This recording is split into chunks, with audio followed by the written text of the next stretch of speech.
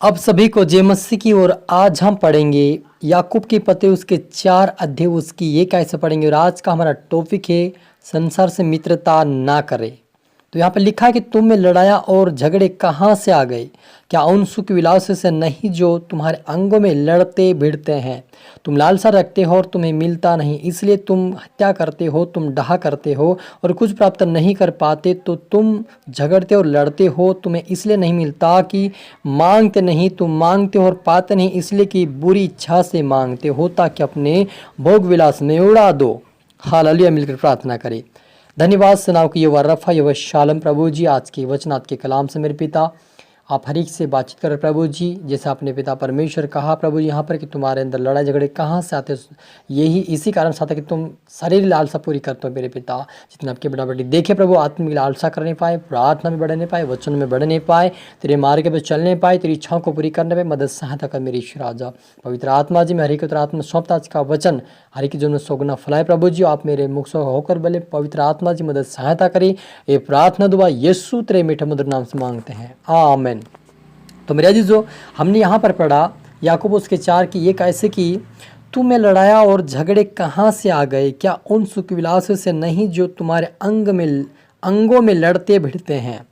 तुम लालसा रखते हो और तुम्हें मिलता नहीं, इसलिए तुम हत्या करते हो, तुम डाह करते हो और कुछ प्राप्त नहीं कर पाते। तुम झगड़ते और लड़ते हो, तुम्हें इसलिए नहीं मिलता कि मांगते नहीं। तुम मांगते हो और पाते नहीं, इसलिए कि बुरी इच्छा से मांगते हो ताकि अपने भोग विलास में उड़ा दो। हालेलुया। मेरे अजीजों, यहाँ पर एक बात है जो परमेश्वर के दास है याकूब की पत्री के अंदर याकूब जो लिखता है कि तुम्हारे अंदर लड़ाई झगड़े इसी कारण से कि तुम सुख विलास करते अपने शरीर के अनुसार और वह तुम्हारे अंगों में लड़ते हैं।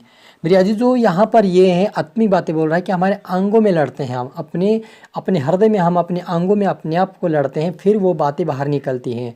जब हम अपने आप से लड़ते हैं, अपने मुंह से लड़ते हैं, तब हमारे मुख से बाहर निकलता है। तो वह कहता है कि तुम्हारे अंगों में लड़ते हो, तुम डाहा करते, विरोध करते, इसलिए तुम्हें कुछ नहीं मिलता। इसी कारण से तुम क्या करते हो? डाहा और झगड़ा करते हो। और जब तुम मांगते नहीं, जब मांगते हो तो तुम बुरी इच्छा से मांगते हो। मेरे अजीजों, जब हम प्रभु से प्रार्थना करते हैं और कुछ मांगते हैं, चाहे आपकी घर हो, चाहे खेती हो, चाहे आपके परिवार का बदलना हो, चाहे आपके परिवार के चंगाई के लिए आप जब मांगते हैं, जब आपको नहीं मिलता है, आपको कुछ देरी हो जाती है, साल, 1.5 साल, 2 साल, तो आप क्या करते हैं? झगड़ने लग जाते हैं, आप बुरा भला कहने लग जाते हैं और क्या करते हैं? आप सुख विलास के जीवन वापस जीने लगते, शारीरिक जीवन, और अपने शरीर की इच्छाओं को पूरी करते हो। और जब तुम मांगते हो तो ऐसी चीज़ें मांगते हो कि अपने भोग विलास में उड़ाने के लिए, इसलिए प्रभु हमारी इच्छा को पूरी नहीं करता है। लेकिन आप इस बात को मांगे कि प्रभु मुझे पवित्र आत्मा दे, परमेश्वर मुझे आपकी सहायता चाहिए, आपकी आत्मा का अभिषेक चाहिए, ताकि मैं इस पापों से बाहर आ जाऊँ, बीमारी से बाहर आ जाऊँ, तेरे मार्ग पे चलता रहूँ, तेरे वचन पे चलता रहूँ, ताकि तेरे राज्य के वारिस बन जाऊँ। क्योंकि बहुत सारे लोग अपनी चंगाई के लिए मांगते हैं, अपने आशीष के लिए मांगते हैं, अपने बरकतों के लिए मांगते हैं और चाहते कि हम वापस दुनिया में चले जाएंगे। इसलिए परमेश्वर ऐसे लोगों को कभी भी ब्लेस नहीं करता मेरे अजीजों, क्योंकि वे अपने सुख विलास के लिए, अपनी इच्छा के लिए, अपने परिवार के लिए मांग लेते हैं और चाहते कि वापस दुनिया में चले जाएंगे। ऐसे लोगों को कभी भी आशीष नहीं मिलते, कभी भी वो बरकत नहीं पाते हैं, कभी भी वो आशीषित नहीं होते। क्यों? कि वे अपनी इच्छा के अनुसार मांग रहे हैं और बुरी इच्छा से मांग रहे हैं, ताकि वो उनकी आवश्यकता को पूरी करे और प्रभु को भूल जाए। लेकिन प्रभु नहीं चाहता कि वह आप वो प्रभु से दूर चले जाए, क्योंकि प्रभु ने आपको इसीलिए चुना था कि आप भक्ति करें, आराधना करें, उसके वचन पर चले और उसके राज्य के वारिस बने। इसलिए प्रभु ने आपको चुना है। तो आपको ध्यान देना कि आपके जीवन में यदि उत्तर नहीं आ रहा तो अपने आप को जांचे, क्या मैं गलत विचारों से तो नहीं मांग रहा हूँ? क्या मैं गलत सोच से तो नहीं मांग रहा हूँ? क्या मैं संसार में वापस जाने के लिए तो नहीं मांग रहा? आपको सोचना है, समझना है उस बात को और अपने जीवन को फिर से प्रभु के हाथ में दे। कहे कि मैं तेरे पीछे चलूँगा और मरते दम तक मैं तेरे पीछे चलूँगा। तू मुझे चंगा कर, मुझे ब्लेस कर, मेरे घर को मेरे आशीष दे, मेरे परिवार को बदल। ऐसा प्रार्थना करेंगे, प्रभु आपको दुगनी आशीष से भरपूर करेगा। हालेलुया। और लिखा कि हे व्यभिचारिणियों, क्या तुम नहीं जानते कि संसार से मित्रता करनी परमेश्वर से बैर करना है?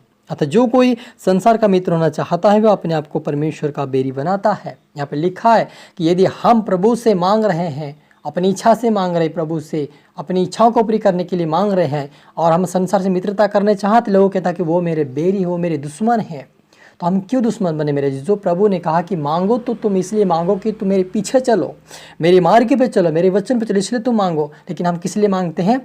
फिर संसार में जाने के लिए, फिर अपने शरीर की अभिलाषा को पूरी करने के लिए हम प्रभु से धन संपत्ति, खेती बाड़ी, घोड़ी और गाड़ी सब कुछ हम मांगते हैं। किसके लिए? अपने जीवन यापन करने के लिए, और हम संसार में वापस चले जाए। लेकिन ऐसे लोगों को परमेश्वर कहता है कि वे बेचारे, तुम भूल गए, तुम क्या करे, परमेश्वर से बैर कर रहे, परमेश्वर के विरोध में खड़े हो गए। प्रभु ने आप पर मुझे डांटा है, तो आप पर मुझे इस प्रकार की विचार रखते हुए हमें प्रभु से नहीं मांगना है। मांगना हो तो मांगे, प्रभु हमें बुद्धि दे, हमें ज्ञान दे, और ऐसे कहे कि मैं तेरे पीछे चलूंगा, इसलिए मैं मांगता हूँ प्रभु जी, ताकि मेरी आवश्यकता पूरी हो और मैं तेरे मार्ग पर चलकर तेरे राज्य की वारिस बनूं। इसलिए मांग रहा हूँ। आपकी इस प्रकार की विचार सोच रख के आपको मांगना, ताकि प्रभु आपको ब्लेस कर सके। अन्यथा आज जिस प्रकार आप मांग रहे हो संसार की मित्रता होने के लिए, संसार के कामों के लिए, आपके शरीर के लिए, आपकी इच्छा और मनोकामना के लिए आप मांग रहे हैं ना, एक्चुअली लोगों को परमेश्वर को भी ब्लेस नहीं करता है। लेकिन जो सच्चाई से मांगते, पूरे दिल से मांगते, उसके पीछे चलने के लिए मांगते, ऐसे लोगों को परमेश्वर बहुत अच्छे आशीष से भरपूर करता है और आशीषित करता है। और लिखा है, क्या तुम यह समझते हो कि पवित्र शास्त्र व्यर्थ कहता है? जिस आत्मा को उसने हमारे भीतर बसाया, क्या ऐसी लालसा करता है जिसका प्रतिफल डाहा हो? वह तो और भी अनुग्रह देता है। इस कारण यह लिखा है कि परमेश्वर अपनी मानियों का विरोध करता है, परंतु दीनों पर अनुग्रह करता है। मेरे जो हमारे अंदर परमेश्वर ने वो आत्मा दिया है, जो हमें इससे बुरी लालसा वो नहीं करता है, वो डाहा नहीं करता है, लेकिन वो क्या करता है, वो आत्मा दिया है, वो अनुग्रह देता है। वो आत्मा प्रभु ने आपने मुझे दिया, इसलिए आप और मुझे वो अनुग्रह की आत्मा मांगे, ताकि हम आशीष पा सके, परमेश्वर के स्वर्गीय अनंत जीवन को पा सके। वो आशीष मांगना है, क्योंकि प्रभु यीशु ने साफ कहा कि यदि तुम मेरे राज्य व धर्म की खोज करोगे, सारी दुनिया को वस्तु तुम प्राप्त करने पाओगे और तुम्हारे पीछे दौड़कर आएगी। इसलिए आप और मुझे उस खुदावन के धर्म राज्य की खोज करें, ताकि प्रभु की आशीष हमारे पीछे दौड़ कर आए और हम उसके पीछे चलते रहे, उसके मार्ग पर चलते रहे और उसके राज्य के वारिस बने जाए। हालेलुया। आइए मिलकर प्रार्थना करें।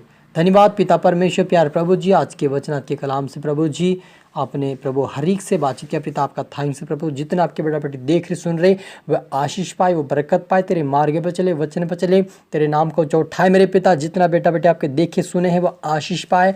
आज से प्रभु ये पवित्रता का जीवन जी, प्रार्थना का जीवन जी पिता, आत्मिकता का आत्मिक पिता परमेश्वर आत्मा का जीवन मांगने पाए, आत्मिक जीवन मांगे प्रभु जी, तेरे मार्ग पर चले, तेरे राज्य तेरे धर्म की खोज करे और आपके नाम को जो उठाए से मदद सहायता करें। राजा प्रार्थना सुना आशीष के धन्यवाद प्रभु जी। ये प्रार्थना तो यीशु के नाम से मांगते हैं, आमीन। तो मेरे अजीजों में आशा करता है इस वचन से प्रभु आपसे बातें किया होगा, आप दोबारा सुने, लाइक करें, शेयर करें, सब्सक्राइब करें, ताकि प्रभु आपको दुगनी आशीष दे। आप सभी को फिर से मेरी तरफ से गॉड ब्लेस यू ऑल।